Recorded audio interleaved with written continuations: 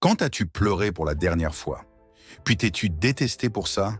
Quand as-tu murmuré « Je suis plus forte que ça » alors que ta poitrine semblait se briser?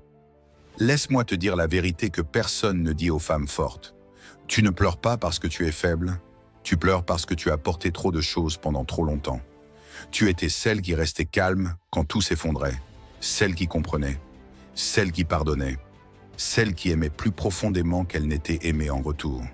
Et quand la rupture est arrivée, tout le monde s'attendait à ce que tu ailles bien. Parce que tu es forte, n'est-ce pas? Alors tu as tenu bon en public. Tu as été présente. Tu as souri. Tu as survécu. Mais la nuit, quand personne ne regarde, ta force demande enfin à se reposer. C'est là que les larmes arrivent.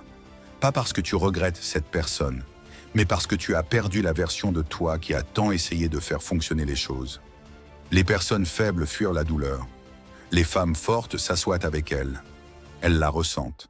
Elles la laissent t'enseigner. Ce chagrin ne t'a pas détruite. Il t'a retiré tes illusions. Il t'a montré combien de fois tu as choisi quelqu'un d'autre avant toi-même. Et cette prise de conscience, c'est la partie la plus douloureuse. En ce moment, tu te tiens dans cet espace inconfortable entre celle que tu étais et celle que tu deviens. Tu apprends que l'amour doit rassurer, pas épuiser, que les efforts doivent être réciproques, pas suppliés, et qu'être choisi commence par se choisir soi-même. Alors si tu pleures, c'est bien. Cela signifie que tu libères ce qui ne t'appartient plus. Un jour, tu n'auras plus besoin de réponse, plus besoin de fermeture. Tu te sentiras simplement libre, parce que les femmes fortes ne se brisent pas. Elles laissent tomber leur ancienne peau. Elles guérissent en silence. Et quand elles se relèvent différentes, plus sages, intouchables.